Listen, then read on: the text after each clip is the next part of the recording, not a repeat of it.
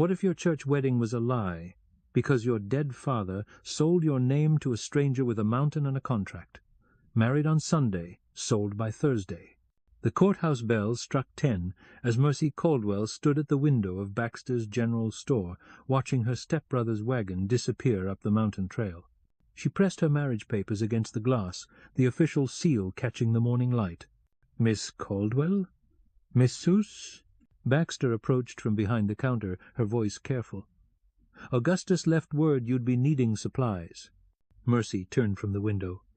"What manner of supplies?" "For the journey up to Thornfield's place."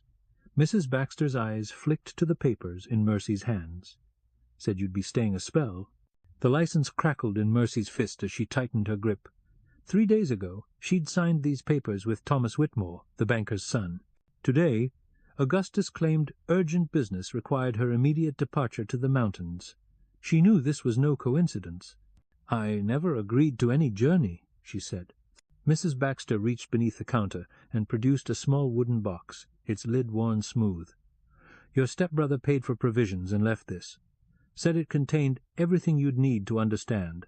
Mercy accepted the box, feeling its weight. Inside, wrapped in oiled cloth, lay a silver locket and a folded letter bearing her father's handwriting. Her hands shook as she read. "If you are reading this, Augustus has honored our agreement. The mountain man Thornfield holds a debt against our family name. Only marriage to him will clear it. Your union with young Whitmore cannot stand. This is impossible." Mercy sank into the chair beside the pot-bellied stove. "Father died 2 years past." "Thornfield came down last month, Mrs." Baxter said quietly. "Showed papers at the courthouse. Legal documents about mining claims and family debts. Judge Hawkins said everything appeared in order." Through the window, Mercy watched a dust devil spiral across the main street. 3 women emerged from the millinery shop, their heads bent together in whispered conversation. They glanced toward the store, then away. What are they whispering? That Thornfield sent word he expects his bride within the week. Mrs. Baxter folded her hands. That Augustus struck a bargain to satisfy old debts. Mercy stood, the wooden box tucked against her ribs. "And what of my legal marriage to Thomas?" "Judge says mountain law holds precedence in matters of family debt." Mrs. Baxter's voice dropped. "I'm sorry, child." The bell above the door chimed as Thomas Whitmore entered, his banker's coat pristine despite the morning dust. He stopped when he saw Mercy, his expression shifting from relief to confusion. "Thank God you're safe. I've been searching since dawn." He approached, hands extended. "People are saying the strangest things about contracts and mountain marriages." Mercy held up her father's letter. "Read this." Thomas scanned the page, his face growing pale. "This cannot be legal. We were married 3 days ago by proper ceremony. Augustus says otherwise." Mercy moved to the window again. "Says father promised me to this mountain man before his death." "Thornfield's word carries weight in these parts," Mrs. Baxter said. "He provides meat to half the families in winter, protects the mining roads from bandits." Thomas straightened his shoulders. "I'll speak with Judge Hawkins immediately. No mountain hermit can dissolve a legal marriage." "You'd best hurry," Mrs. Baxter said. "Augustus left word he'd return by noon to escort Miss Caldwell up the trail." Mercy watched Thomas stride toward the courthouse, his boots raising small clouds with each step. The wooden box felt heavier in her hands, and she found herself staring at the silver locket inside. Her mother's locket, which had disappeared after the funeral. The courthouse clock began to strike 11 as she made her choice. The noon sun blazed overhead when Augustus returned, his wagon loaded with canvas and rope. Mercy waited on the mercantile porch, her travelling bag at her feet, and her father's letter folded in her pocket. "Ready yourself," Augustus called without dismounting. "Thornfield expects us before nightfall." "I've spoken with Thomas," Mercy said. "He's filing papers with the territorial court." Augustus spat into the dust. Territorial court holds no sway over mountain contracts. He gestured toward the box in her hands. "You read father's letter?" "I read his words. I question his reasoning. Question all you like on the trail." Augustus stepped down and hefted her bag into the wagon bed. "But you'll ride with me now, willing or not. By noon The sun pressed down hard as the wagon rolled through town. Mercy noticed how conversations stopped when they passed, how curtains twitched at windows. At the schoolhouse, children paused their games to stare. What exactly did Father owe this man? She asked. Thornfield grub-staked Father's first mining claim. When the silver played out, Father couldn't repay the debt. Augustus flicked the reins. Thornfield agreed to wait, provided Father pledge his daughter as surety. I was 14 years old. You were old enough to bind a contract according to mining law. The trail began to climb, winding between stands of aspen that flickered gold in the mountain air. Mercy felt the marriage papers crinkle in her pocket as the wagon jolted over stones. "And what do you gain from honoring this arrangement?" Augustus was quiet for several minutes. Finally, "Thornfield owns water rights to the creek that runs through our property. Without his permission, I cannot work Father's remaining claims. So you trade me for mining rights. I honor Father's word. Nothing more." They stopped at a way station where a weathered sign read Thornfield Creek, 8 miles. Augustus watered the horses while Mercy examined the wooden box more carefully. Beneath the locket she found a second item wrapped in cloth, a small glass vial filled with gold dust. "Payment on account," Augustus said, noticing her discovery. "Thornfield sent it as proof of good faith."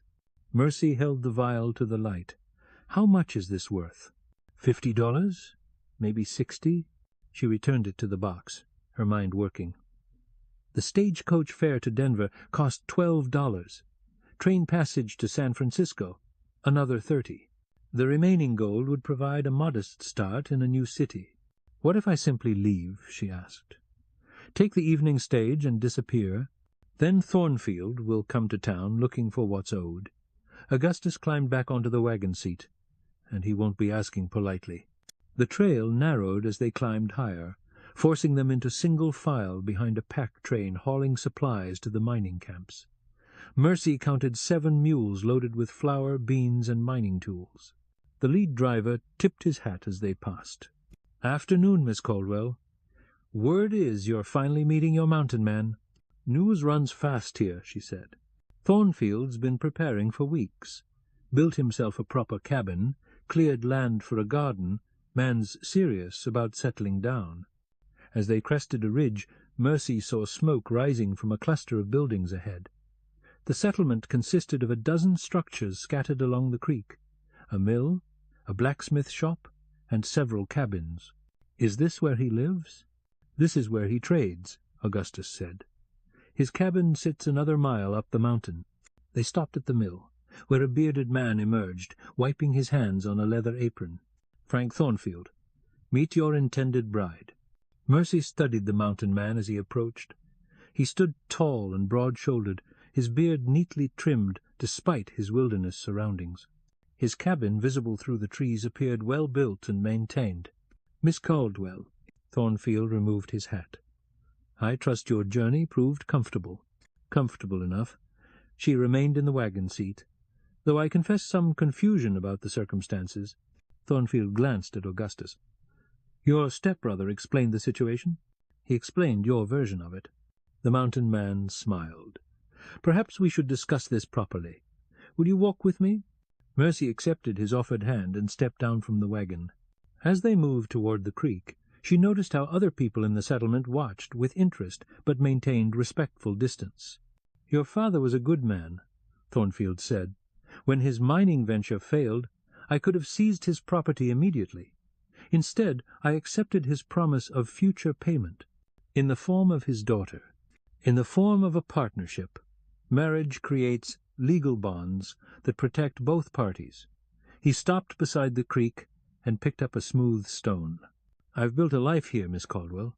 I need a wife who understands mountain ways, and I need a choice in my own future." Thornfield skipped the stone across the water. "Your father gave you that choice when he made his agreement. You can honor it willingly, or I can enforce it through territorial law." The water gurgled over rocks as Mercy considered. The settlement bustled with afternoon activity, men loading wagons, women hanging laundry, children playing near the mill wheel. It appeared prosperous and peaceful. What exactly would this marriage entail? A legal ceremony, proper papers filed with the territorial court. You'd help manage the household and trading post. I'd provide protection and comfort. And if I refuse? Then I'll collect my debt through other means. His voice remained calm. Your stepbrother's mining claims, for instance. Mercy opened the wooden box and removed the gold vial. This is partial payment? A token of good faith. The full debt amounts to considerably more. She walked to the creek's edge and poured the gold dust into her palm, watching it catch the afternoon light. $50 worth of freedom, or the beginning of a bargain she didn't fully understand. Behind them, Augustus called out, "Time to decide, Mercy. Daylight's burning." The creek ran clear and cold over granite stones as Mercy knelt beside the water, the gold dust still cupped in her palm. She had dreamed of marriage as a choice freely made, not a debt to be satisfied. Yet, watching Thornfield's settlement, she saw purpose and community rather than the harsh isolation she'd expected. "May I ask you something?" she said. Thornfield crouched beside her. "Of course. Why did you wait 2 years to collect this debt? You could have claimed me immediately after Father's death." "Because a marriage built on desperation serves no one." He gestured toward the settlement. "I needed time to build something worth sharing. You needed time to understand your own mind." Mercy let the gold dust trickle back into the vial. "And you believe I understand it now? I believe you're old enough to see beyond what you've lost, to what you might gain." She studied his face, noting the calm intelligence in his eyes. "Show me your cabin." They walked up the mountain trail, leaving Augustus to water the horses. The cabin sat in a clearing surrounded by pine and aspen, its log walls chinked with mortar and its windows fitted with real glass. A vegetable garden flourished beside the front door. "I built this last winter," Thornfield said, pushing open the door. Every timber cut and shaped by hand. The interior impressed her with its order and comfort. A stone fireplace, shelves lined with books, furniture crafted from solid wood. A spinning wheel sat near the window, and bundles of dried herbs hung from the rafters. "You were expecting a woman's touch," she observed. "I was hoping for a partnership." He opened a cabinet to reveal neat stacks of plates and cups. "I can provide for 2 people as easily as one.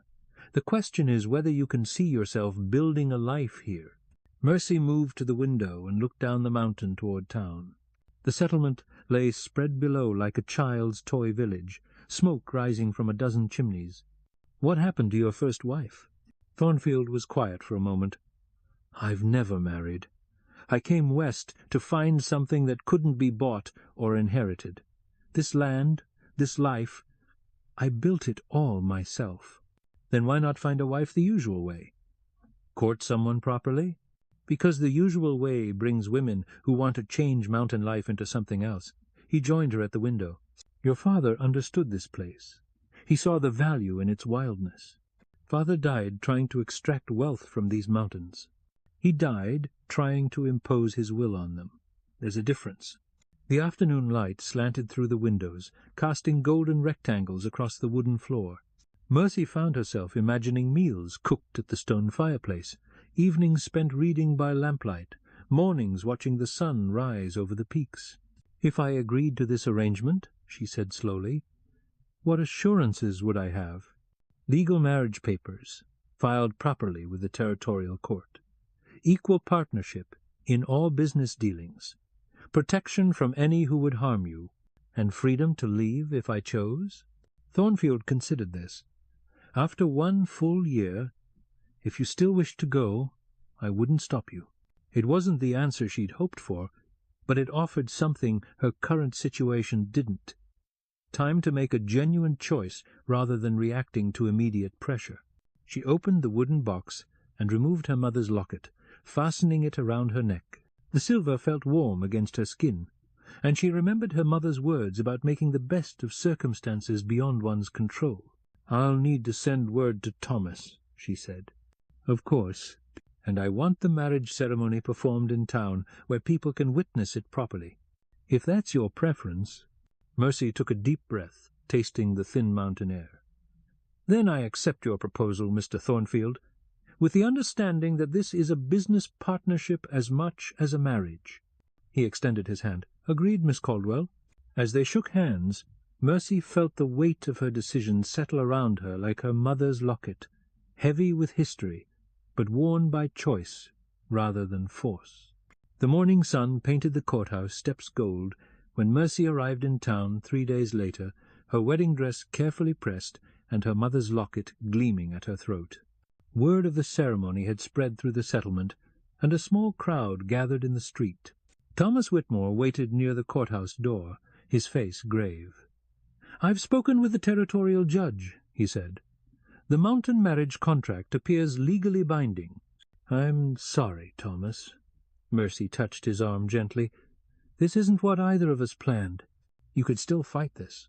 We could travel to Denver, appeal to higher courts. And what would that accomplish? Thornfield would still hold his debt against my family." Through the courthouse windows she could see Judge Hawkins preparing the marriage register. Thornfield stood beside Augustus, both men dressed in their finest clothes. The scene struck her as remarkably civilized for what she'd been told was mountain justice. "Miss Caldwell?" The voice belonged to Mrs. Patterson, the town's unofficial social coordinator. "I've brought flowers from my garden." Mercy accepted the bouquet of late summer roses, their scent carrying memories of her mother's garden. More townspeople approached. Mrs. Baxter with a wrapped gift, the telegraph operator with good wishes, several miners' wives offering congratulations. "You're being kind," she said. "Thornfield's been good to this community," Mrs. Patterson replied. "Shared his hunting success, helped with difficult births, settled disputes fairly. If he's chosen you, it speaks well of your character." The courthouse door opened, and Judge Hawkins appeared. "Ready for the ceremony?" Mercy nodded, though her hands trembled slightly as she adjusted her dress. The wooden box sat on the courthouse steps, containing her marriage papers to Thomas, now void, and her father's letter explaining the mountain contract. Inside the courthouse 24 people gathered as witnesses. Thornfield stepped forward, offering his arm. "Having second thoughts?"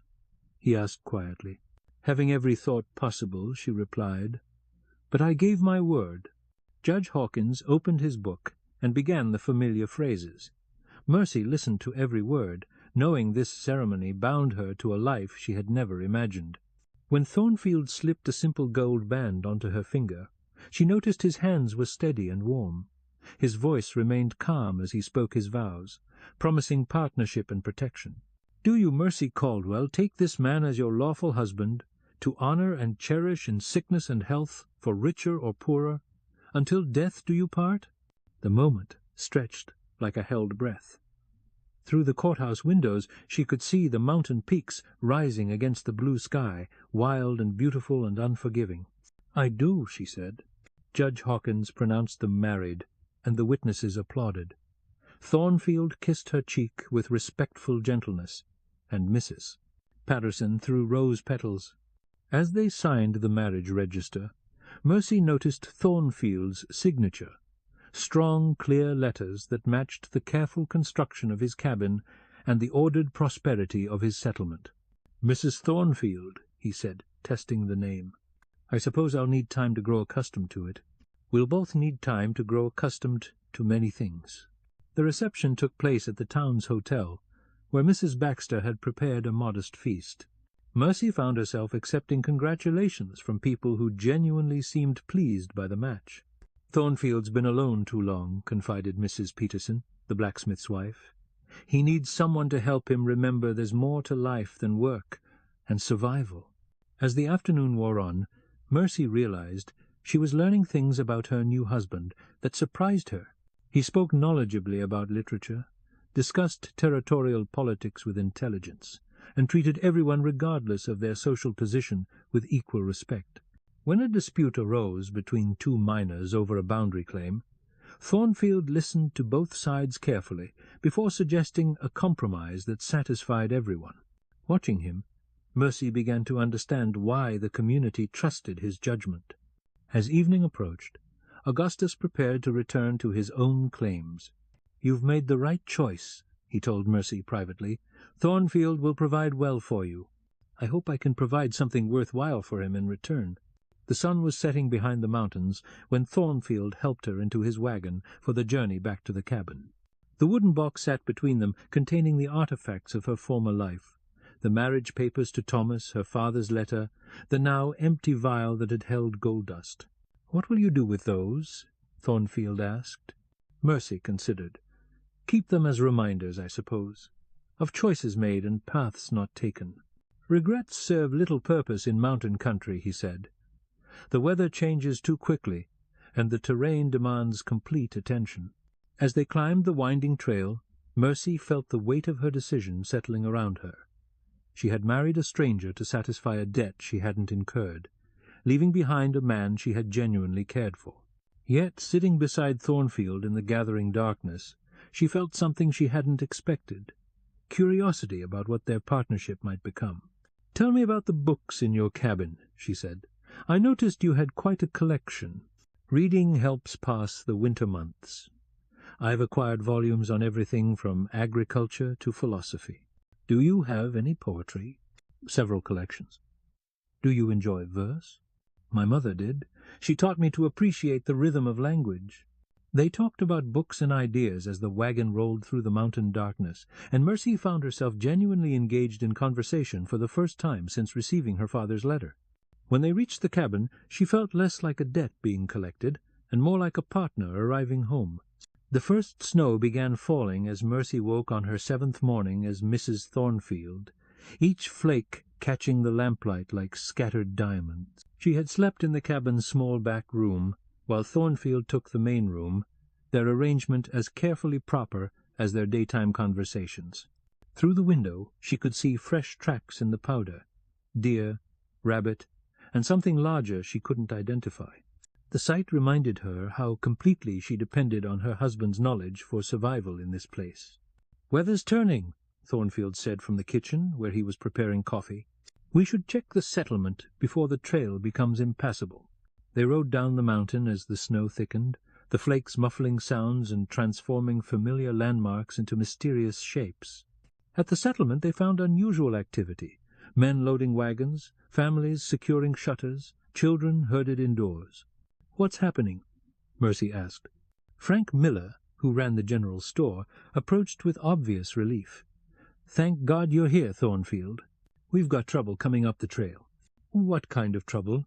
"Strangers asking questions about you and your new wife. 3 men on horseback, well armed, claiming to represent territorial law." Mercy felt her stomach tighten. "What kind of questions?" "About the validity of mountain marriages, about whether proper legal procedures were followed." Miller glanced around nervously. "They showed papers from the territorial court in Denver." Thornfield's expression remained calm, but Mercy noticed his hand move instinctively toward the rifle secured to his saddle. "When did they arrive?" "This morning, just after dawn. They're staying at the hotel, making inquiries." "I should speak with them," Mercy said. Number Thornfield's voice carried quiet authority. "We'll handle this properly, through official channels." They made their way to the hotel, where a small crowd had gathered on the porch. Judge Hawkins stood near the door, his face troubled. "Thornfield," he called, "these gentlemen claim your marriage violated territorial statutes."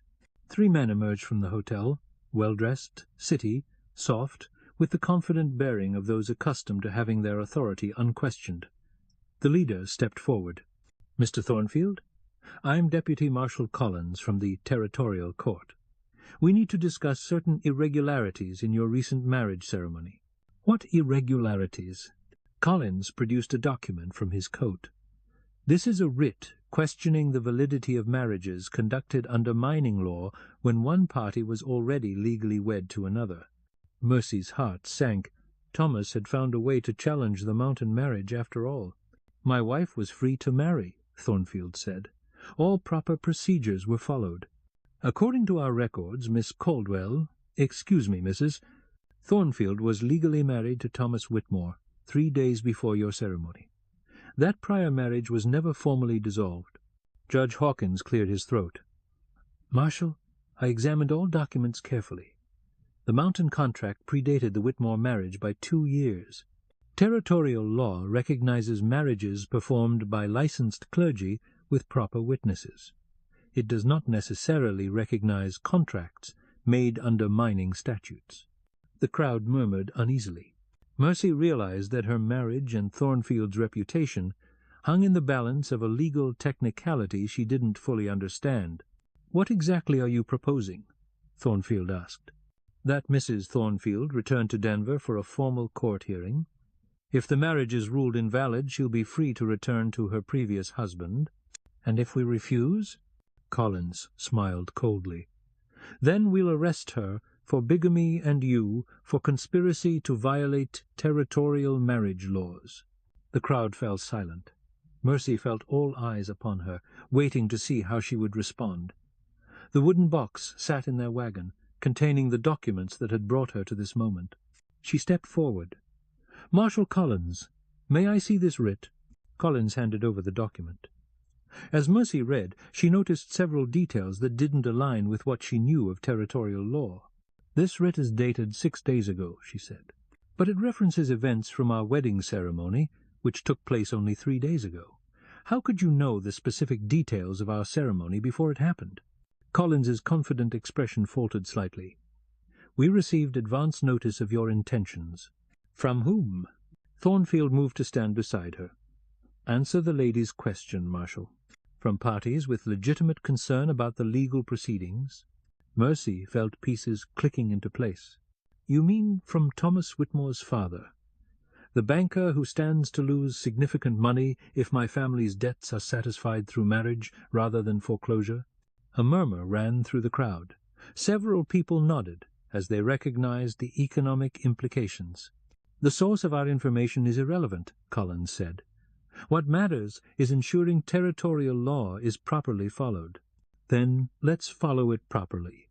Judge Hawkins stepped forward. "Marshal, do you have proper arrest warrants signed by a territorial judge?" Collins hesitated. "We have authority to detain individuals pending formal charges."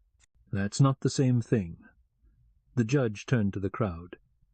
"As the duly appointed legal authority in this district, I've examined all documents related to the Thornfield marriage. The ceremony was conducted properly under both territorial and mining law." "But the prior marriage," Collins began, "was invalid from the moment it was contracted," Judge Hawkins interrupted. "Miss Caldwell was already bound by legal promise to Mr. Thornfield.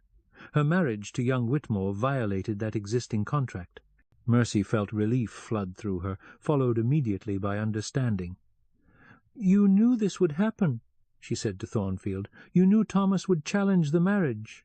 "I suspected it," he admitted. "That's why I insisted on a public ceremony with proper witnesses, and why I filed complete documentation with the territorial court the same day." Collins looked increasingly uncomfortable. "Nevertheless, we have our orders. Your orders came from private parties, not territorial authorities."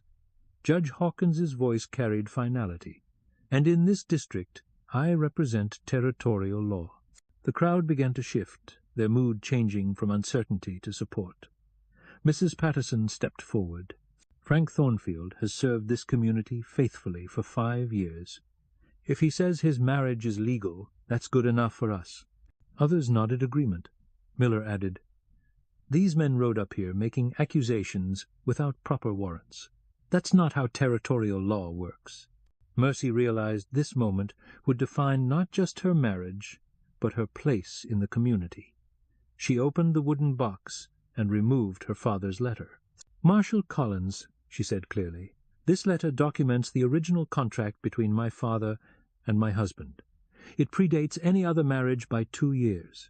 If you question its validity, I invite you to examine it through proper legal channels in territorial court, with proper representation for both parties." She handed the letter to Judge Hawkins. "Until such time as a higher court rules otherwise, I am legally married to Frank Thornfield, and I intend to honor that commitment." The crowd applauded. Collins realized he had lost both legal ground and popular support. "This matter isn't finished," he said. "No," Thornfield replied, "but it's finished here today. If you have legitimate legal business, conduct it through proper channels. If you don't, I suggest you leave before the weather makes travel impossible." As if summoned by his words, The snow began falling more heavily. Collins and his men retreated to their horses, clearly unwilling to be trapped in a hostile mountain community by winter weather. As they rode away, the crowd dispersed with obvious relief. Mercy found herself standing beside her husband, watching the strangers disappear down the trail.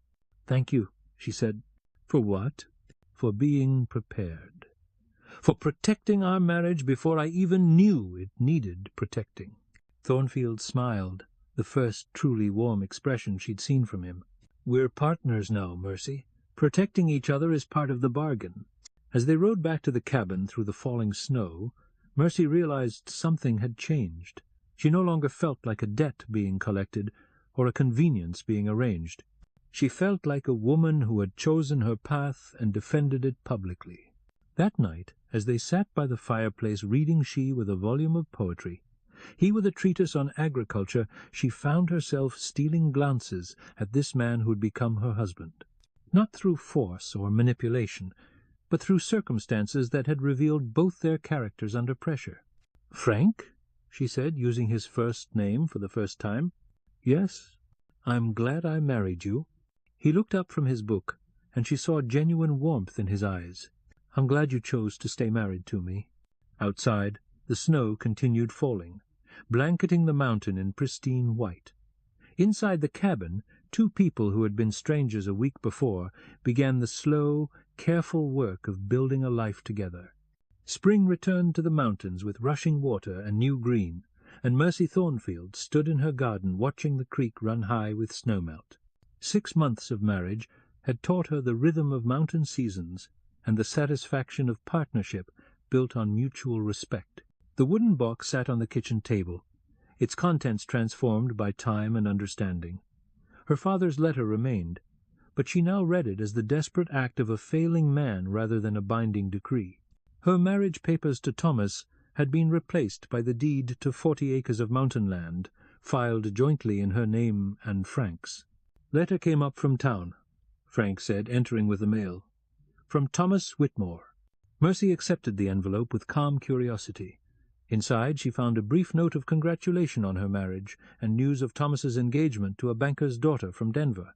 "He wishes us well," she said, "and he's found someone more suitable to his circumstances." "Regrets?" Mercy considered the question while watching a hawk circle overhead. "None worth keeping." They had built something genuine together, not the passionate romance she had once imagined, but something more durable, a partnership based on shared work, honest conversation, and growing affection. She had learned to read weather signs and preserve food for winter. He had learned to value her perspective on business decisions and her gift for resolving disputes among the settlement families. "Mrs. Patterson sent word the new schoolteacher arrived," Frank said. "Asked if you'd help organize the welcome celebration." "Of course," Mercy smiled. "It's good to see the settlement growing." As afternoon light slanted through the cabin windows, she reflected on the choice that had brought her here. She had come to the mountains as payment for a debt, but she had remained by her own decision. The difference mattered more than she had initially understood. That evening, as they sat on the cabin porch watching stars emerge above the peaks, Frank reached for her hand. "Happy?" he asked. Mercy squeezed his fingers, feeling the calluses earned through honest work. "Content," she said softly. "That may be better than happiness." The wind through the pines carried the scent of wildflowers and the promise of summer. In the distance, lights twinkled in the settlement windows, marking homes where other couples were building their own versions of partnership and belonging. Mercy had learned that sometimes the best choices were made not in moments of perfect clarity, but in accepting the path that opened before you and walking it with dignity. She had come to the mountains as Mercy Caldwell, bound by others' decisions. She remained as Mercy Thornfield, bound by her own choice to make the best of circumstances and find joy in the unexpected gifts they offered. The courthouse bell in town began to toll the hour, its bronze voice carrying clearly through the mountain air. 10 chimes, marking another day's end and another day's beginning in the endless cycle of seasons and choices that defined mountain life. If something in this story touched you, linger with us. We'll handle the rest.